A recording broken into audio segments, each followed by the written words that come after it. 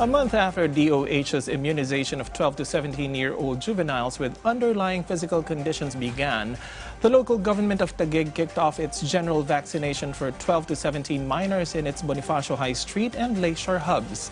PTV correspondent Naomi Tiburcio gathered the particulars for the event and filed this report. The Department of Health's initial rollout of its general pediatric vaccination for 12 to 17 years old begins tomorrow, November 3.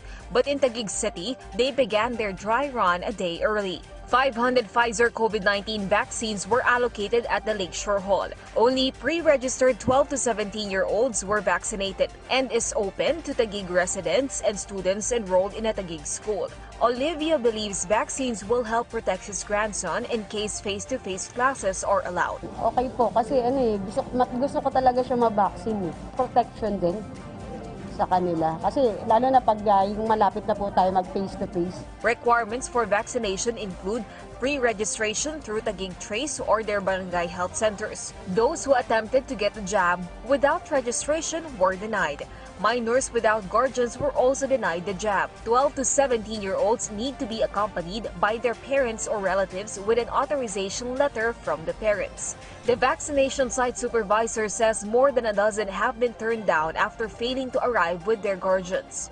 Meron kasing mga katanungan na gagawin ng aming mga doktor para malaman kung pwede nga talaga silang bakunahan. If they will meet the requirements, wala silang mga comorbids, walang magiging problema. So andyan ang mga magulang. Despite strict requirements, Raul's niece was vaccinated early. Yung authorization lang ng magulang, na desidido pabakunahan yung anak niya. Okay naman yung proseso, mabilis naman.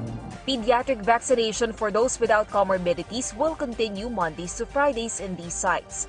Taguig is expecting to vaccinate 1,000 to nearly a couple thousand per site in the coming days. Parang dry run ito, and then nakita ni doktora na okay yung dry run. So tomorrow, baka bibigyan na kami ng double the number of vaccines. The DOH is hopeful to achieve an 80% vaccination rate or 10.16 million of the eligible 12.7 million pediatric population by December. Naomi Tiburcio for The Nation.